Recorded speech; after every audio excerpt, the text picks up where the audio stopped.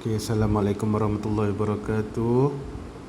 Kepada semua pelajar Seri Sofan tahun 2. Okay, malam ni saya akan bentangkan mengenai cara menjawab soalan akhlak, pelajaran akhlak untuk pengukuhan tahap 1 tahun 2020. Okay. Okay, yang pertama sekali, tuliskan nama anda, nama pelajar, nama murid-murid semua dekat ruang kosong di sini. Kemudian nama kelas, kemudian tarikh bila awak menjawab soalan tu. Okey. Soalan ni terbahagi kepada, kertas soalan ini mengandungi dua bahagian. Terbagi kepada bahagian pertama dan bahagian kedua. Jawab semua soalan. Okey, bismillahirrahmanirrahim. Kita tengok bahagian pertama, 10 markah. Jawab semua soalan dalam bahagian ini dan tandakan right pada jawapan yang betul. Contoh kita berikan contoh. Contoh, membaca tempat kosong sebelum dan selepas masuk masjid. Membaca apa sebelum dan selepas masuk masjid? Okay. Pilihan pertama, alif, membaca doa. Pilihan kedua, ba, membaca buku. Pilihan ketiga, jim, membaca telefon. Yang mana satu jawapan yang sesuai?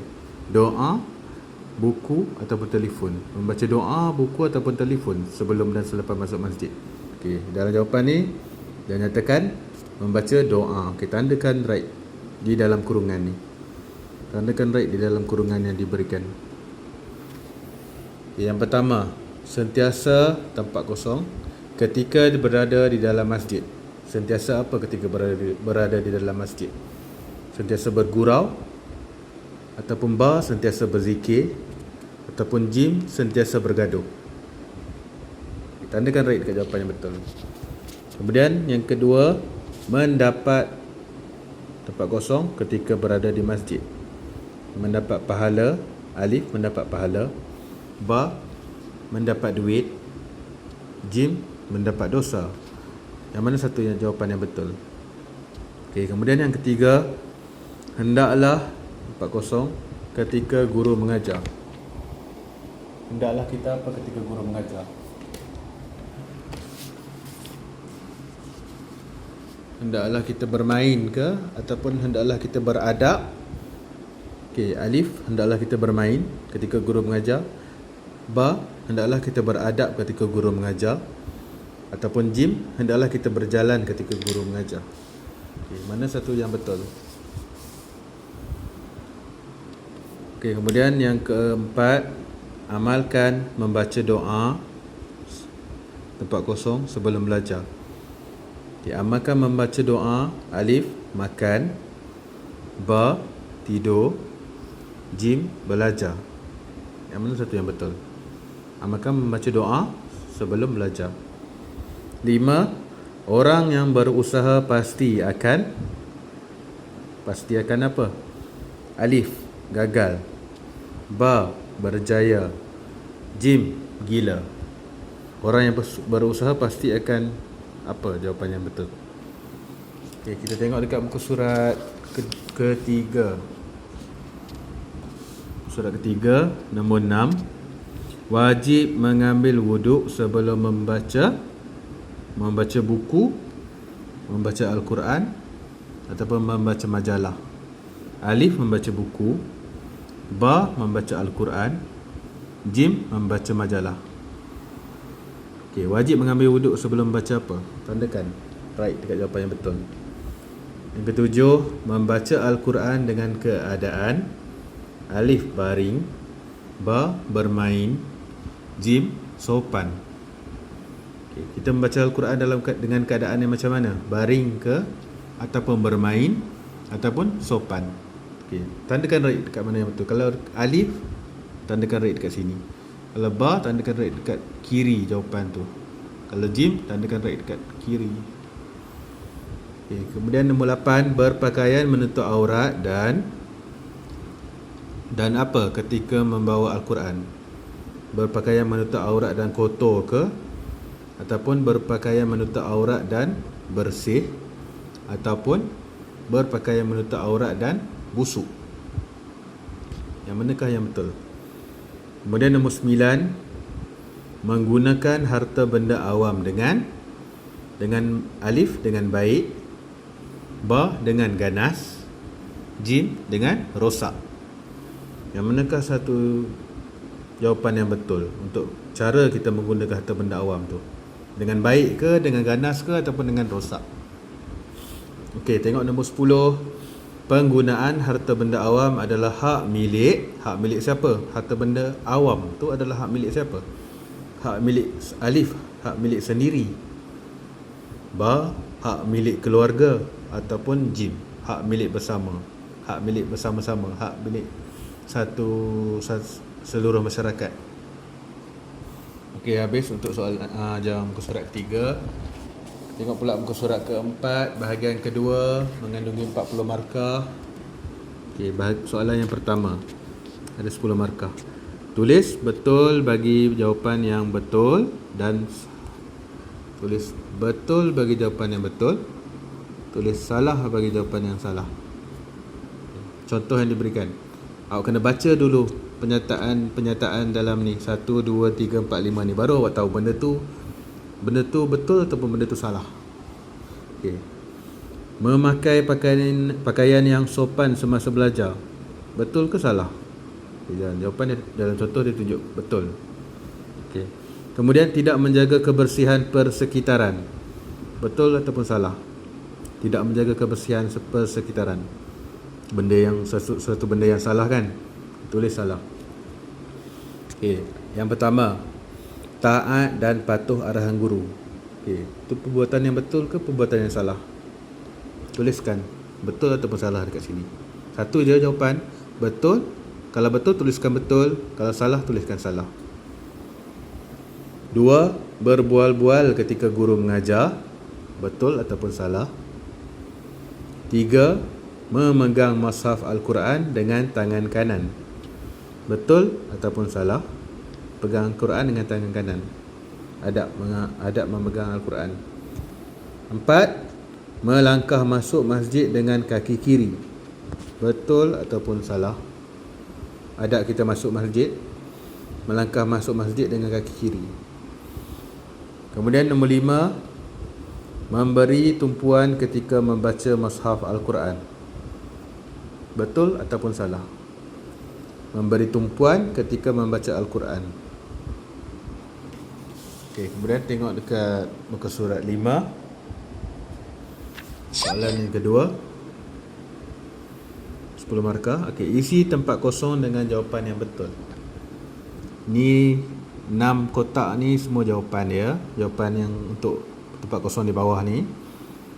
Okey, awak isi yang mana jawapan yang betul, yang sesuai. Sopan, okey, sopan ni dah tanda dah highlight dah sebab dah bagi contoh. Keberkatan, kebersihan, izin, peraturan dan pengajaran. Sekali lagi saya ulang. Keberkatan, kebersihan, izin, peraturan dan pengajaran. Okay, saya bacakan. Meminta apa kepada guru sebelum keluar kelas? Meminta apa? Meminta keberkatan kepada guru sebelum keluar kelas, ataupun meminta kebersihan guru sebelum keluar kelas, ataupun meminta izin guru sebelum keluar kelas? Yang mana satu? Kemudian yang kedua, beradab ketika belajar akan mendapat tempat kosong ilmu. Itu kelebihan. Beradab ketika belajar akan mendapat apa? Akan mendapat keberkatan ilmu ke, ataupun akan mendapat peraturan ilmu, ataupun akan mendapat kebersihan ilmu? Yang mana satu yang betul? Okay, kemudian nombor 3, mengambil tempat kosong daripada ayat yang di bawah di dalam Al-Quran. Daripada ayat yang dibaca di dalam Al-Quran. Mengambil apa?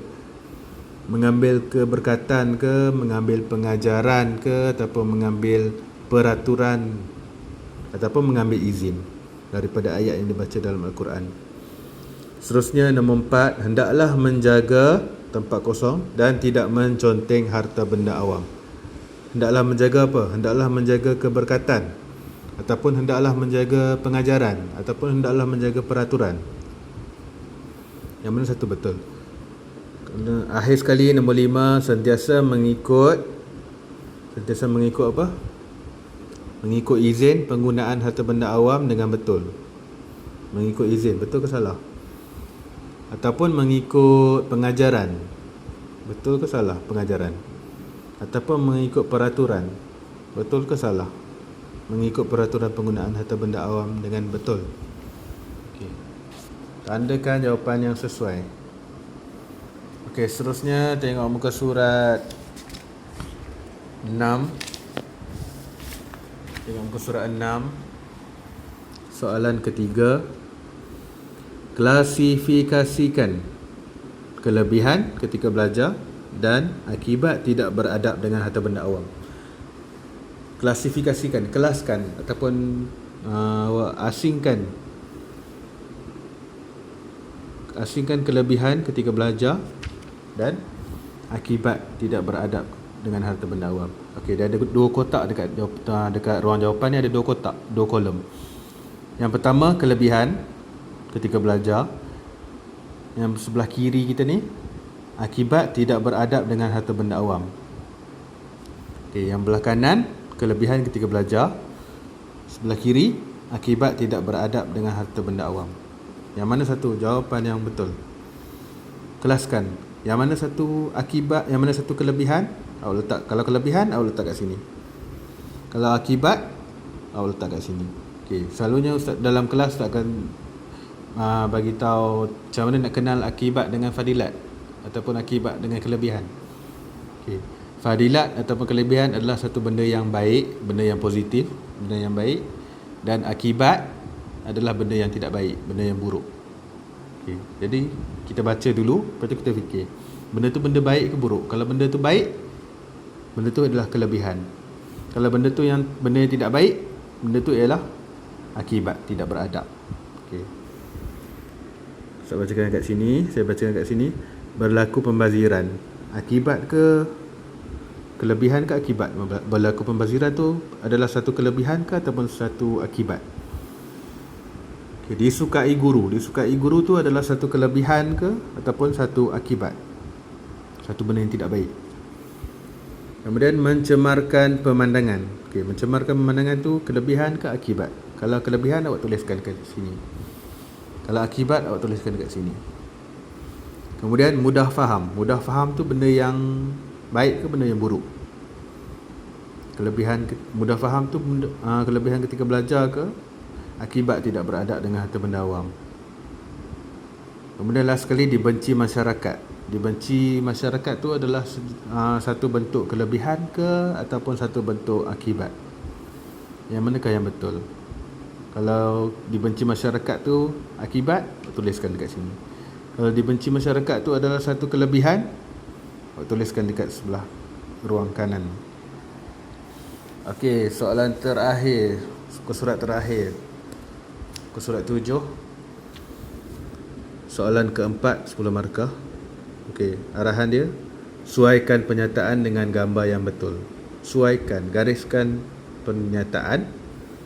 Ada dua, penyataan yang sebelah sini, gambar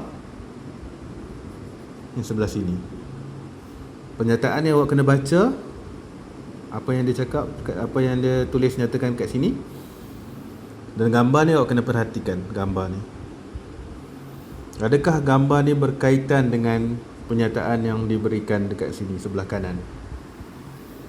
Okey, nombor yang pertama, berlaku kemalangan. Yang pertama, berlaku kemalangan. Ada tak dalam gambar ni gambar yang berkaitan dengan berlaku kemalangan? Kalau ada, awak suaikan. Okay. Kemudian yang kedua, membaca Al-Quran dengan bertajwid. Membaca Al-Quran dengan bertajwid. Ada tak dalam gambar ni gambar membaca Al-Quran dengan bertajwid? Ada tak gambar dalam ni gambar membaca Al-Quran? Kalau tak ada, tak payah, awak tak payah suaikan, tinggalkan je. Okey, yang ketiga, solat berjemaah. Ada tak gambar yang berkaitan dengan solat berjemaah?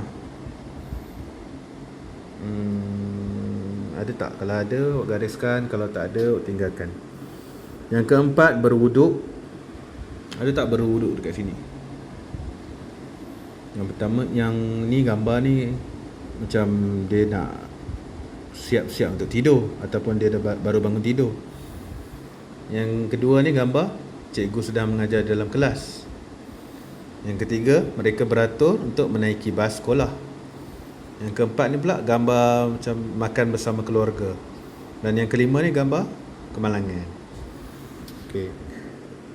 Nombor tiga ni solat berjamaah. Ada tak gambar yang berkaitan dengan solat berjamaah dekat sini? Kalau okey. Kemudian yang keempat, berwuduk. Ada tak gambar yang berkaitan dengan berwuduk dekat sini? Kalau tak ada, tinggalkan. Kemudian nombor 5, membaca doa bangun tidur. Membaca doa bangun tidur. Ada tak gambar yang berkaitan dengan membaca doa bangun tidur dekat sini? Kalau ada, awak gariskan. Okey, selesai untuk penerangan penerangan cara menjawab soalan akhlak kita malam ni. Okey. Jawab dengan hati-hati, baca dulu. Yang penting baca dulu soalan tu baru awak tulis jawapan. Baca dulu soalan supaya awak faham. Supaya awak faham apa yang soalan nak, apa yang soalan tak nak. Tulis jawapan, pilih jawapan yang betul.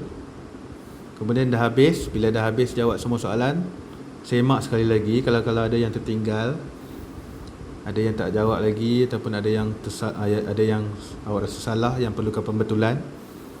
Okey, jawab dengan tenang, mulakan dengan bismillah, baca doa, jangan tegur purapa. Okey, selesai. Okey, terima kasih semua, selamat menjawab peperiksaan. Assalamualaikum.